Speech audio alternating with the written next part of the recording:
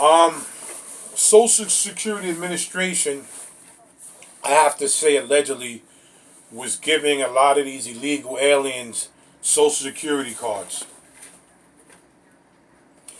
I'm going to say this again, one more time. Social Security allegedly was giving illegal migrants Social Security cards. And we have a female here, she's calling herself a whistleblower. Let's listen. No, I just couldn't believe it. I couldn't believe that we were giving these people Social Security cards and U.S. passports and free medical, free housing, free food, free everything.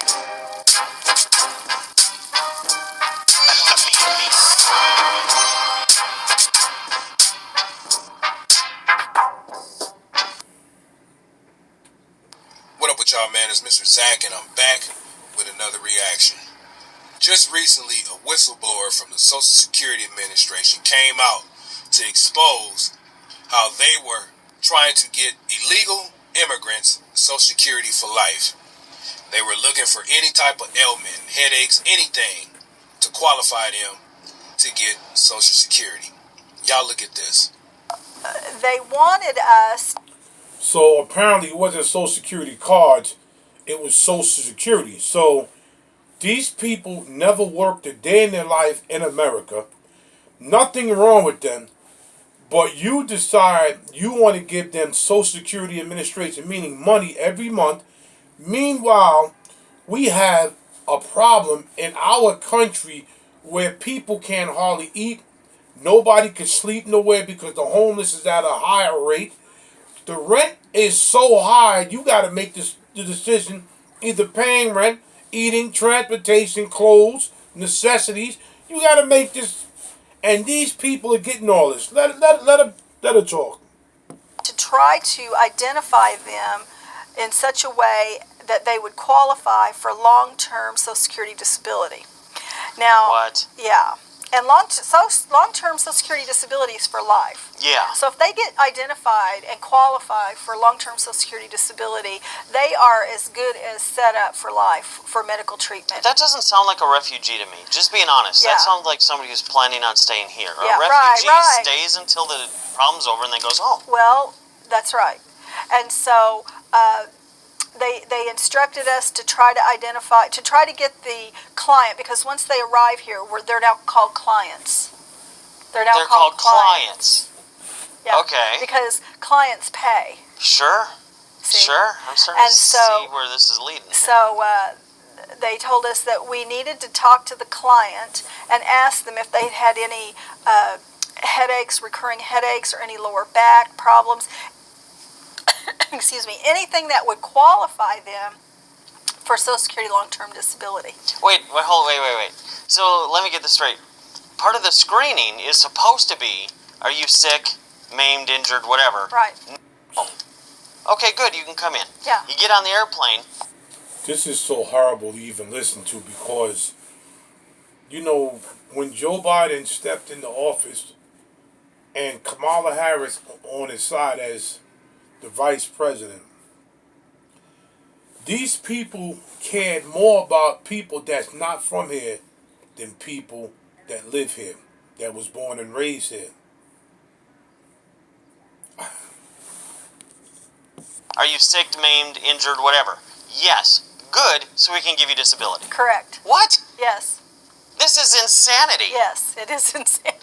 I mean, but in order to get Social Security disability benefits, don't you need a Social Security number? Well, we were instructed in the meeting that one of the first things we were supposed to do was sign them up for Social Security. Yeah. Wait. This is unbelievable. So they come over here and they get a Social Security number. Right. They become legal. Correct. Are you pulling my leg? No, I'm not. And this is why people come to the United States of America, because the USA is so nice to everybody. People come here, they take advantage of us. They'll talk a lot of nonsense about us. They can't stand us.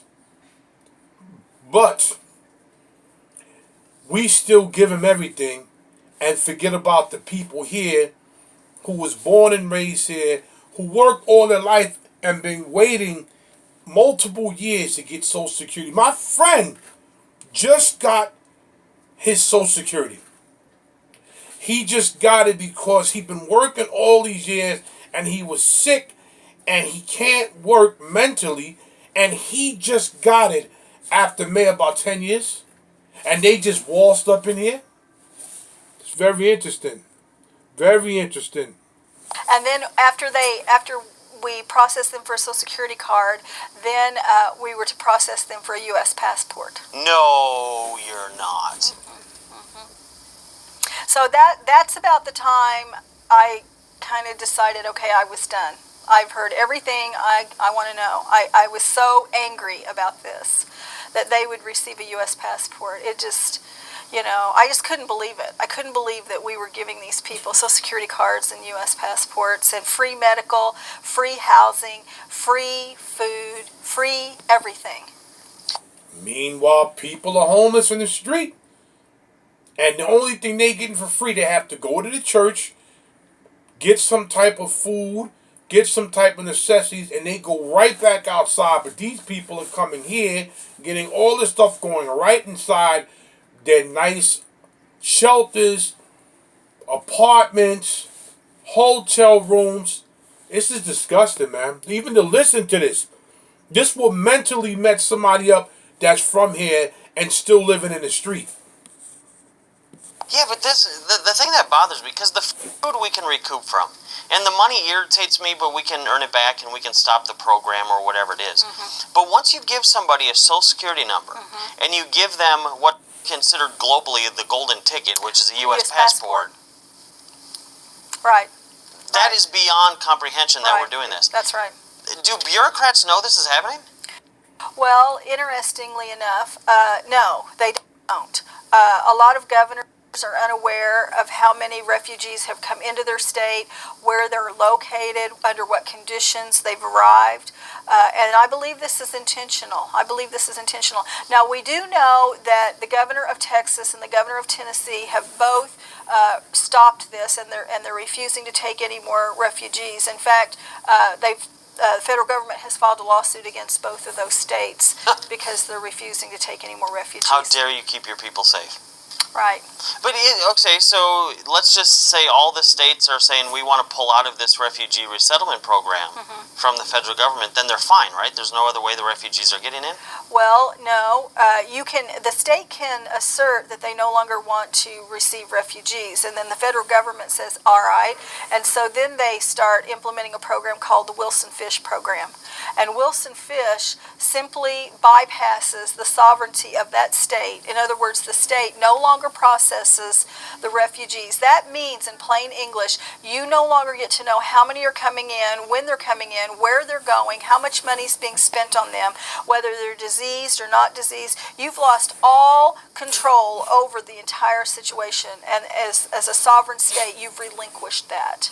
And so Wilson Fish comes in then, and all of the federal monies that are set aside for this program bypass the state and go to third-party entities. And that would be something like Catholic Charities or Jewish Vocational Services. So it would bypass the state entirely, and they would take over the entire process of processing the refugees. That's crazy. It is crazy. And as a U.S. citizen and as a citizen of the sovereign state of Missouri, I am not in favor of that. I think we need to maintain our sovereignty just like we would in the United States. Honestly, we are first a citizen of the state of Missouri because we are a sovereign state.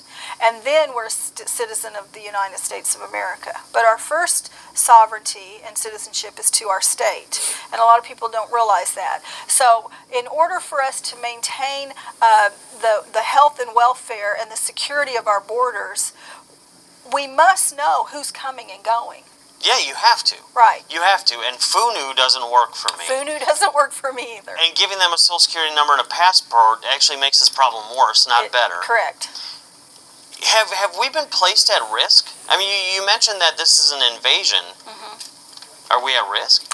I believe we are at risk, Josh, because when they come in, we're urged to compatriate them with fellow refugees, those who have come in before them. We are urged to locate other communities of refugees from the same country of origin, the same language, the same culture as those who are arriving. And so when they come in, and we have had Syrians come in, and we know Syrians are on the list of those 7 countries that have been banned. And so we've received Syrians here in Missouri. Even after the ban? Yes. What? Yes. And so these Syrians are coming in, and we know that they are coming from a country of origin that has malevolent intent toward us as a nation.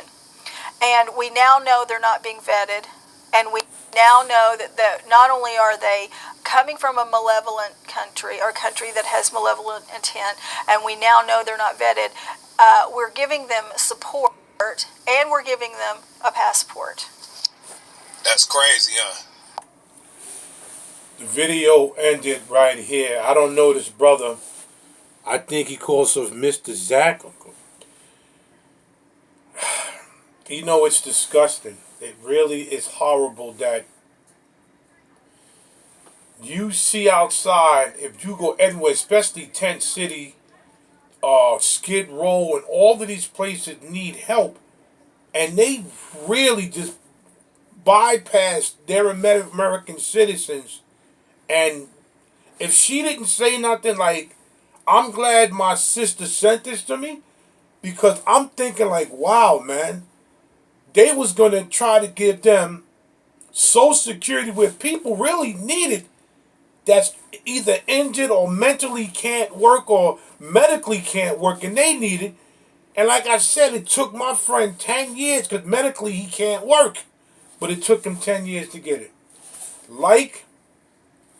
Can you please share this video and subscribe to my channel? I'm trying to get to 18,000, so please help me get to 18,000. But share this video, because as you can tell, they are still here. Not that much, but a lot of them are still here, hiding and still getting stuff that Americans can't get. Big Hawk, Yonkers native, Street Talk. Salute to everybody out there, and be careful. I'm out.